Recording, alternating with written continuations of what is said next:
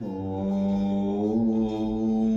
वर्णानामर्थसङ्घानां रसानां छन्दसामपि मङ्गलानां च कर्तारो वन्दे वाणी विनायको नारायणं नमस्कृत्य नरं चैव नरोत्तमं देवीं सरस्वतीं व्यासं ततो जयमुदीरयेत्।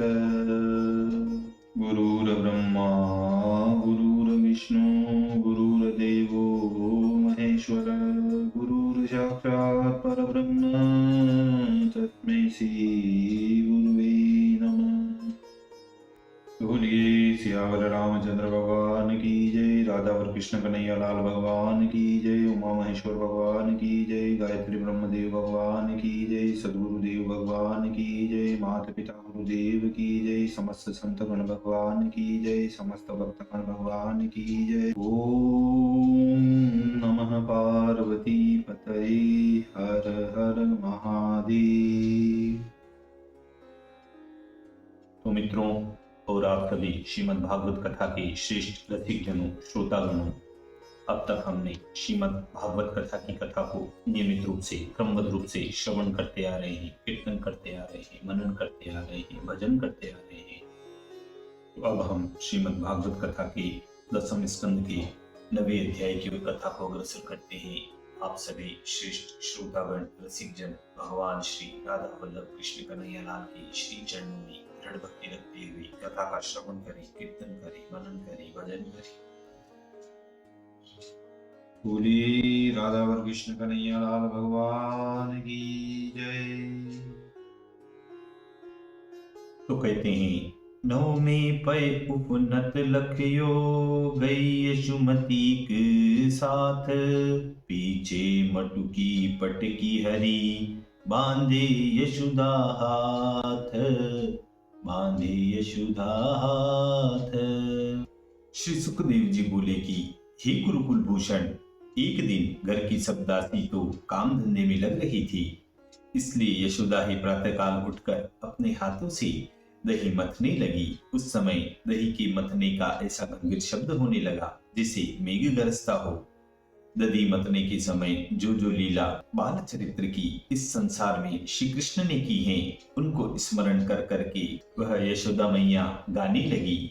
सूत्र से बंधी रेशमी साड़ी, कटी से मेखला से लपेटे पुत्र की प्रीति से स्तनों में दूध भर रहा था और नेति खींचने के अति श्रम से हाथों में चूड़ियों का शब्द होता था और भुजाओं से कंकण और कानों में कुंडल कर्णफूल बिजली के समान चमक चमक जाते थे।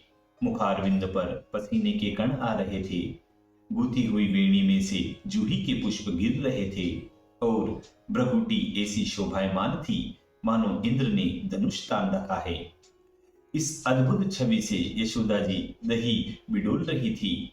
इतने में श्री कृष्ण की आंख खुल गई और रो रो कर हे मां पुकारने लगी। जब उनके रोने का शब्द किसी ने न सुना, तब आप ही माता के समीप आ गए और सुसक सुसक कर ठिनक ठिनक आंखें मल मल कर तुतला कर कहने लगी कि हे मां, तुझे सैकड़ों पुकार दी, दूध पिलाने नहीं आई।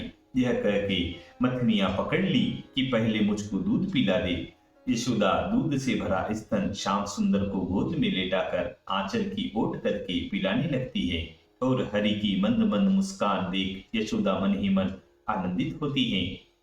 इतने में चूल्हे पर जो ओटाने को दूध धरा था, उसको उपनता देख ब्रजभूषण को भूखा ही गोद से उतार कर मैया दूध उतारने को दौड़ी। उस समय श्री कृष्ण को बड़ा क्रोध आया और लाल लाल बिंबा फल से होठों को दांतों से काटते हुए सब दही मही के बासन फोड़ डालते हैं।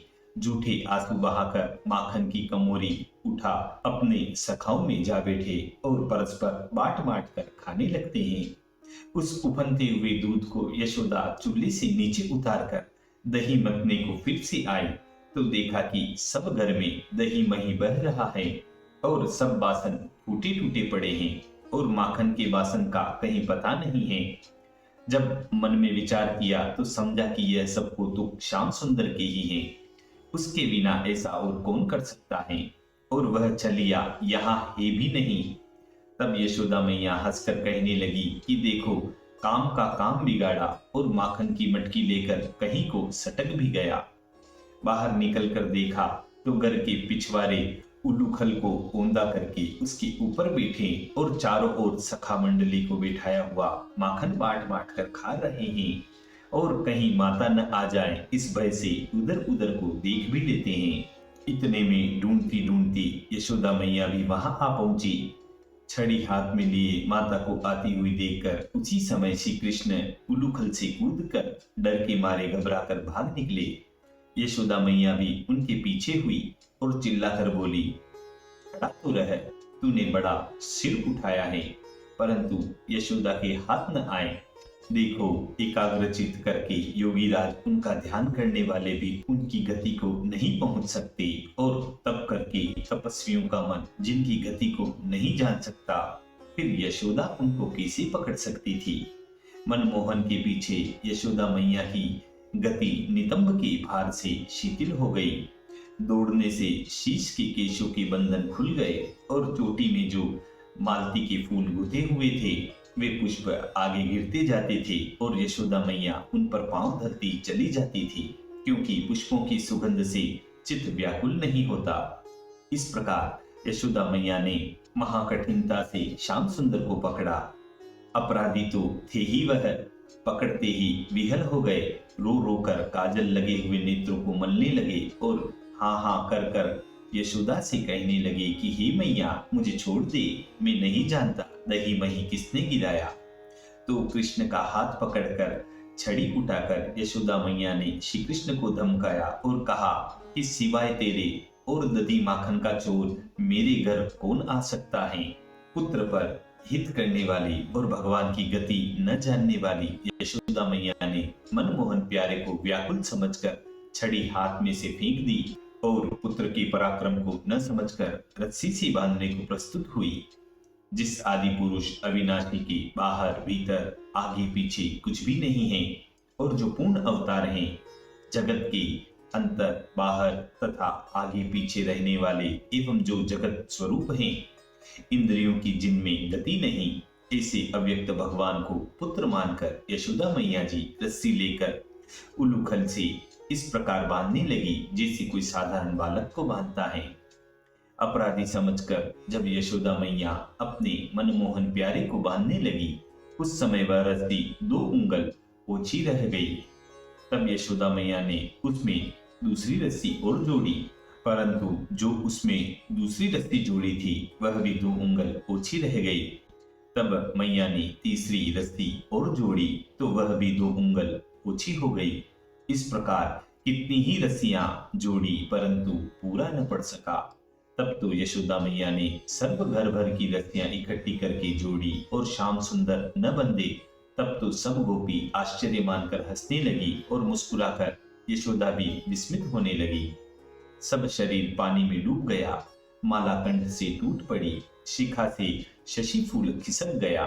तब यशोदा मैया को श्रीमती देखकर करुणामय श्री कृष्णचंद्र आप ही कृपा करके बंधन में बंध गए। हे राजन, ऐसे कष्ट हरने वाले भगवान ब्रह्मा सहित सर्व विश्व जिनके अधीन है, उन श्री कृष्ण ने अपने भक्तों को भक्तवश होना दिखाया कि जो भक्त मुझको बांधना चाहे तो बंध भी जाता हूँ। मैं इस प्रकार भक्तों के वश में हूँ। देखिए, यहाँ एक शंका आती है कि श्री कृष्णचंद्र ने यशोदा मैया को पहले तो बहुत दुखी किया, अर्थात अनेक रस्सियों से भी नहीं बंधे, फिर पीछे रस्सी से बंध गए। इसका क्या कारण था? तो इसके उत्तर में कहते हैं कि श्री कृष्ण भगवान भक्त भयहारी, जगत हितकारी मृत्यु लोक में आने की इच्छा की। तब सब गोलोक की गायें श्री कृष्ण के संग ब्रज को आने लगी। तब गोलोक की सेवा करने वाली दासी रस्सी बनकर गायों के चरणों में और कंठ में बंधकर चली आई। भगवान ने विचार किया कि गोलोक की गायों की सेवा करने वाली तो नंद बाबा के घर आ गई, अतः नंद की गायों की दासी जो यहाँ पर रस्सी बन गई हैं, इनको अब यहाँ से गोलोक में भेजना चाहिए। ऐसा विचार कर उन गायों की दासियों को फिर गोलोक को भेजने के लिए एक रस्सी से वह भगवान नहीं बंधे, क्योंकि यदि एक रस्सी से बंध जाते तो यशोदा सब घर भर की रस्सियां क्यों इकट्ठी करके लाती। इसी का यह कारण था। इसी प्रकार इस शंका का निवारण होता है। अब हम कथा की ओर पुनः चलते हैं। तो कहते हैं कि हे राजा परीक्षित, भक्ति के देने वाले श्री कृष्ण चंद्र भगवान से जो पुत्र के संबंध से प्रसाद गोपियों ने पाया, वह प्रसाद ब्रह्मा को भी नहीं मिला, और शिव जी जो भगवान की आत्मा है, उनको भी प्राप्त यह नहीं हुआ, और लक्ष्मी जी सदा उनके हृदय में विराजमान और भार्या है, तो भी उनको यह प्रसाद हाथ न आया जो प्रसाद यशोदा ने पाया है। यशोदानंदन श्री कृष्ण चंद्र भगवान जैसे भक्तों को सहज में प्राप्त होते हैं, ऐसे देहाभिमानी तपस्वी आदिकों को और देहाभिमान रहित आत्मज्ञानियों को सहज नहीं मिल सकते। इनको बांध यशोदा मैया तो घर के काम धंधे में लग गई। इतने में सर्व सामर्थ्यवान श्री कृष्ण चंद्र भगवान कुबेर के पुत्र, जो प्रथम जन्म में गुहा थे और अब आकर यमलार्जुन वृक्ष हुए हैं, उनका समय जानकर भगवान ने उनकी ओर को देखा। प्रथम ये दोनों अत्यंत शोभायमान नल कुबेर मणिग्रीव नाम से विख्यात थे। कुबेर के पुत्र प्रथम जन्म में मद से नारद जी के शाप से वृक्ष योनि को प्राप्त हुए थे। इसी मधुर संवाद के साथ श्रीमद् भागवत कथा के 10वें स्कंद के 9वें अध्याय पूर्णः 90वें अध्याय की पूर्णता पर समाप्ति होती है। बोलिए श्री कृष्ण कन्हैया लाल भगवान की।